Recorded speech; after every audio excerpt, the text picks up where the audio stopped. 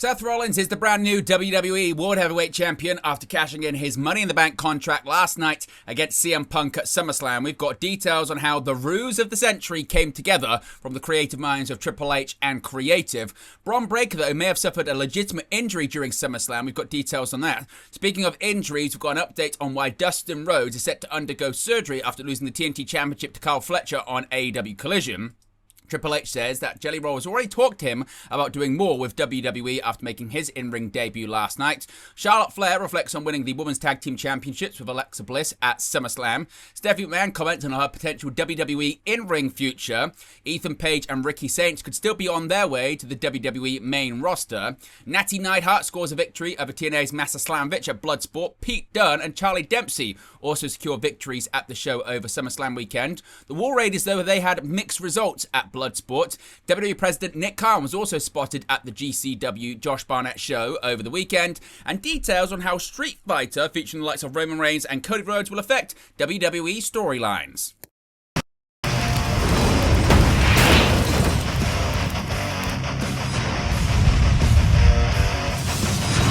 Hey guys, welcome back to Wrestling News 365. Hope everyone is doing very well. As always, there are plenty of news stories to get into in the world of professional wrestling. A reminder, you can see it right there. We will be live this evening for WWE SummerSlam Sunday, SummerSlam Night 2, with a live watch-along and a live post-show. Appreciate everyone that tuned in last night for Night 1, that being SummerSlam Saturday. Got involved with the watch-along and the post-show here live on the channel. So be sure to join us once we go live again later on this evening. Now, speaking of SummerSlam Saturday, let's begin what happened to close the show last night, and that is Seth Rollins becoming the brand new WWE World Heavyweight Champion.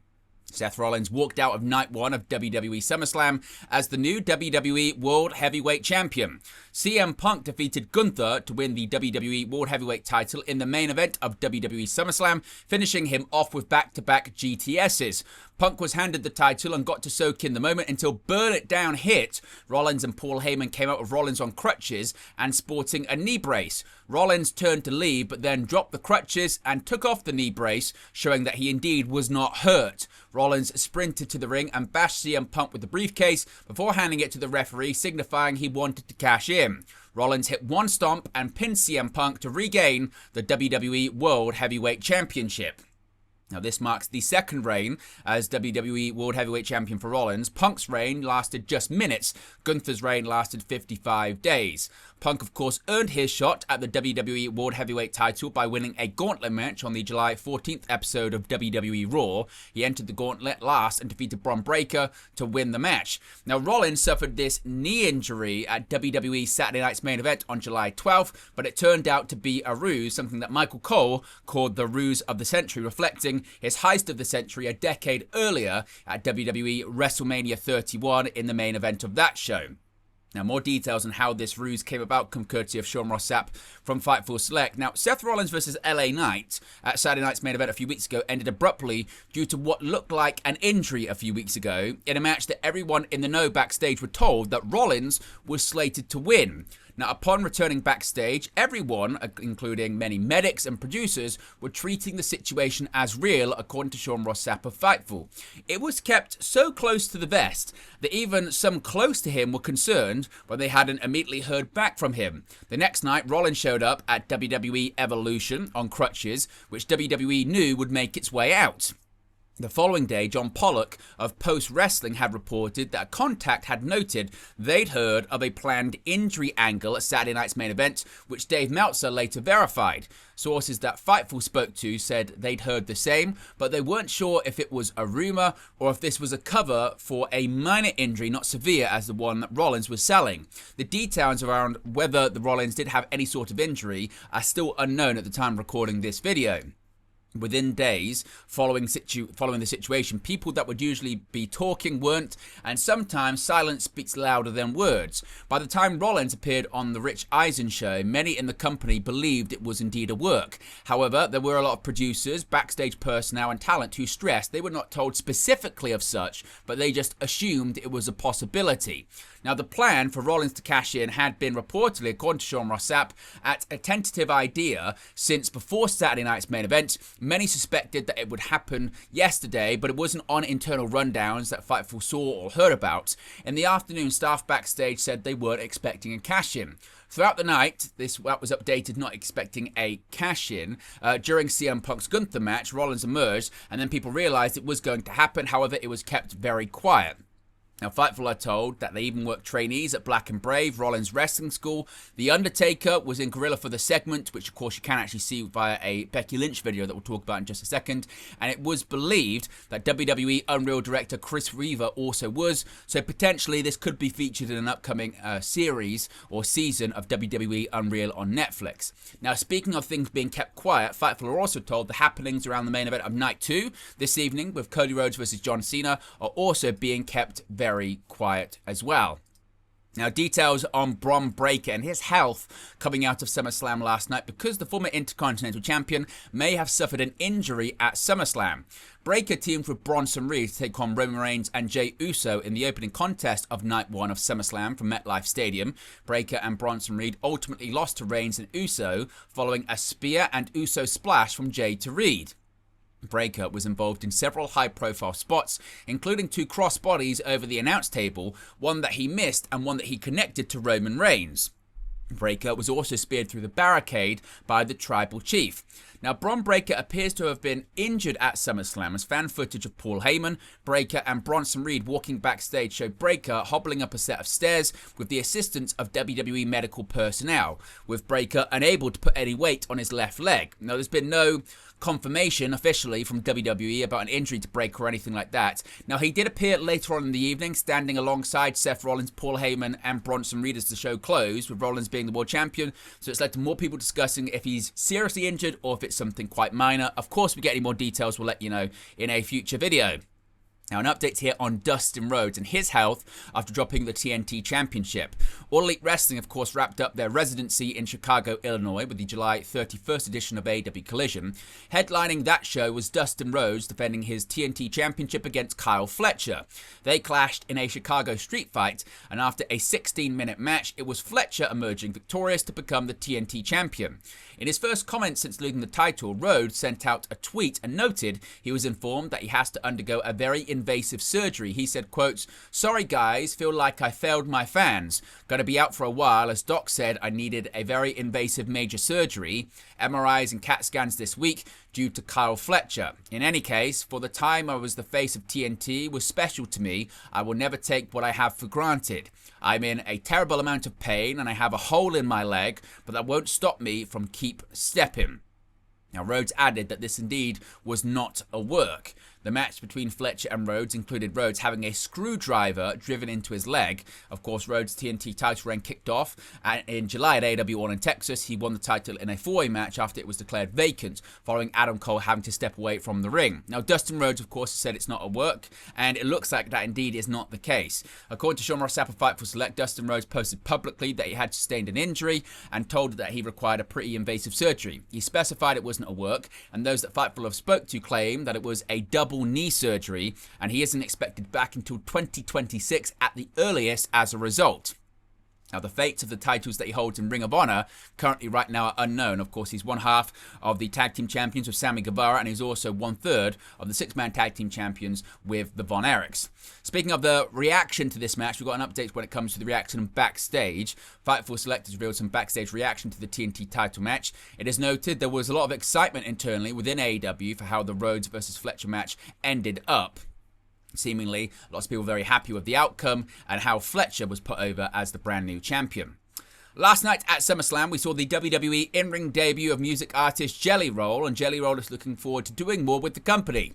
Musician Jelly Roll made his in-ring debut for WWE on Night 1 of SummerSlam. He teamed up with Randy Orton to face Logan Paul and Drew McIntyre. Jelly Roll ended up taking the pin as Logan Paul scored the win for his team. After the show concluded, Jelly Roll and Chief WWE Content Officer Paul Triple H Levesque joined the SummerSlam post-show. Levesque shared that Jelly has already talked to him about doing more. He said, quote, "I don't think I can stop him from coming back. He's already talked to me about coming back. He's already talked to me about doing more." We'll see when the time is right. And, you know, when you have that level of respect for people, then you want to see them be able to have that opportunity again. So we'll be talking and we'll see what he can do. And I'm sure he's got some payback coming for Logan Paul and Drew McIntyre. So we'll see. Charlotte Flair and Alexa Bliss are the brand new Women's Tag Team Champions coming out of SummerSlam last night. Flair and Bliss captured the Women's Tag Team titles at SummerSlam, defeating Roxanne Perez and Raquel Rodriguez. Charlotte and Alexa were recently paired together as allies of convenience, but have since turned into friends. Speaking on the WWE SummerSlam post-show, Charlotte reflected on teaming with Alexa and winning gold. She said, quote, "I would have not had tagging with Lexi on my 2025 bingo card. I really mean that. When I was sitting home for a year, I didn't think, oh man, I really want to come back and tag with Lexi and win the tag titles. For me, it's kind of like this is what needed to happen. Sometimes the best things come out of nowhere and aren't expected. That's what this is. It's very organic. I don't think anyone thought this was going to be a thing or that it would work, and it is. That's when sometimes the best thing happens. Things that aren't planned, that's what this feels like. Honestly, the 10 years I've been here tonight felt like a top 3 moment. I'm not just saying that. I didn't expect this or want this. Dang, I didn't even think I was going to be on SummerSlam after WrestleMania. I was like, damn, I came back and gave it all, and I don't know what's next. Here is this little 5 feet of fury like, hey, what's going on with you? Come out and hang out with me. No, then here we are at SummerSlam, and it was like, damn, even after 10 years of everything I've done, this felt really freaking cool. It felt cool. And the two solidified their friendship with a hug during the post-show of the biggest event of the summer.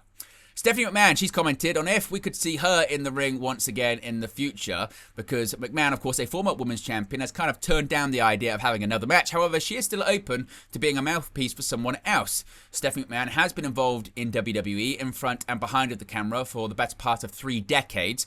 Currently, she is merely a fan and holds no official position with the company. As a fan, Steph enjoys appearing on WWE PLEs and also hosts podcast series. During the countdown to WWE SummerSlam, she was previewing the event with Jackie Redmond and Big E. During their discussion, Big E asked if Stephanie would ever have another match. She said she can no longer hang with the WWE women of today and swiftly shut down the idea of ever having another wrestling match. Quote, "Trust me, I can't hang with these women.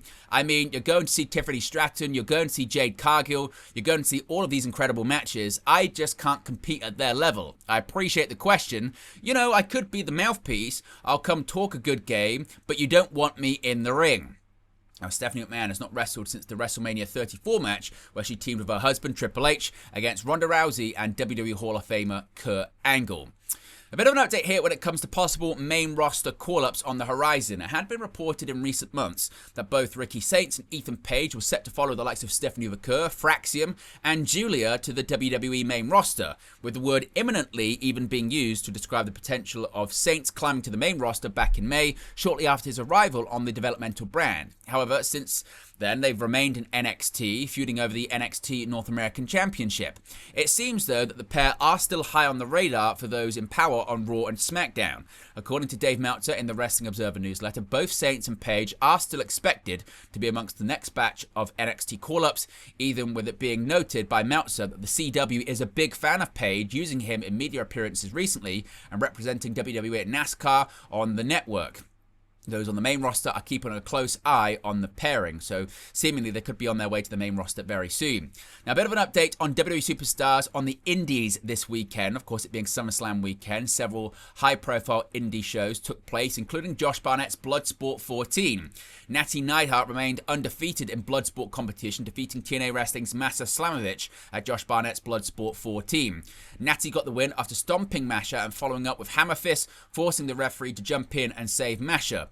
Just prior to the finish, Natty had Masha locked into the sharpshooter, but Masha wouldn't give up. The two spat at each other before Natty came raining down with the strikes, with Natty being victorious. The fight spilled to the outside multiple times, including Masha escaping a guillotine by shoving Natty to the outside and then hitting a flipping senton onto Natty and her entourage. The match served as the main event of the evening. Natty once again is undefeated at Bloodsport, with Masha now being 3-3. Pete Dunne and Charlie Dempsey, they were also victorious at Bloodsport over the weekend. WWE superstars Pete Dunne and Charlie Dempsey had successful nights at Josh Barnett's Bloodsport 14. In the co-main event, Pete Dunne submitted Jonathan Gresham with a Kimura lock. Dunne was able to lock on the submission after a striking and grappling exchange, where Dunne was able to block a strike by Gresham before locking in on the Kimura. Dunn is now 2-0 at Bloodsport, while Gresham is 0-3. Elsewhere on the card, Charlie Dempsey got a victory over Dominic Garrini. Dempsey tapped out Garrini with a Kimura lock as well, which set up a Northern Light suplex followed by a butterfly suplex. Dempsey is now 4-1 at Bloodsport, while Garrini suffered his first lot, dropping him to 3-1. The War Raiders, they also appeared on the show and they had, shall we say, mixed results at it. Eric had a successful night, scoring a KO victory over one called Manders. After battering Manders with strikes, Manders went for a takedown on Eric. Eric countered with a brutal knee that knocked Manders out. Eric is now 1-0 at Bloodsport, while Manders falls to 0-1. Elsewhere on the card, Eric's teammate in the War Raiders didn't fare quite as well as he lost to Royce Isaacs. Isaacs scored the win by submitting Ivar with a rear naked choke. Ivar is 0-1 at Bloodsport, while Isaacs is 5-6. Isaacs has victories over Ivar, Charlie Dempsey, and Miles Bourne. Now, it wasn't just WWE superstars that were at the show as well. The WWE president himself, Nick Khan, was also in attendance. Nick Khan was in the building for Josh Barnett's Bloodsport 14 on August 2nd in New Jersey. A fan captured a photo of the WWE president at the event, which you can see on the screen right there. WWE, of course, is in New Jersey for 2 nights of WWE SummerSlam, last night on August 2nd and today on August 3rd. Several WWE superstars that we just spoke about were also in attendance at the show. It's not the first time Nick Khan's been at a Bloodsport event. He attended previous Bloodsport events that have lined up with WWE weekends, notably Bloodsport during WrestleMania 40 weekend in Philadelphia, Pennsylvania back in 2024.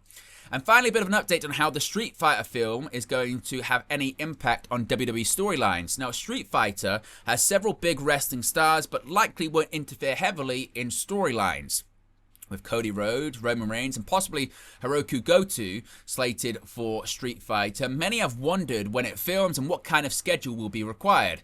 Sources that Fightful spoke with claim that the movie films in September. When Fightful say they asked about whether or not it would interfere with storylines, WWE sources said they were optimistic that it wouldn't. Cody Rhodes is not expected to be on set for an extended period of time to the point where it would affect outcomes this weekend. Fightful say though they've not heard regarding Roman Reigns or how long he would be required to film his role. But there you go, guys, the latest pro wrestling news for you. Be sure to smash a like on the like button. Be sure to subscribe, as you can see right there. We're now less than 500 subscribers to go until 24,000 on that road to 25k. So if you haven't already, be sure to subscribe. Join the ever-expanding WNU, that Wrestling News universe. And as you can see right there, we will be live once again this evening for a watch-along, a live stream watch-along, and a live stream post-show for Night 2 of WWE SummerSlam.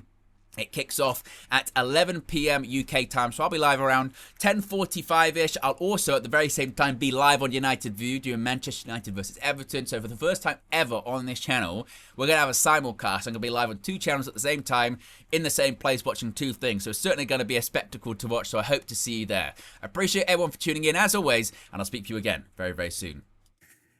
Hey guys, thank you for watching, listening, streaming, or however you come across this video today. Be sure to click on the video on the right there to watch our next video, or click the bottom there to subscribe, or the bottom right hand corner. Thank you very much, and I'll speak to you again very soon.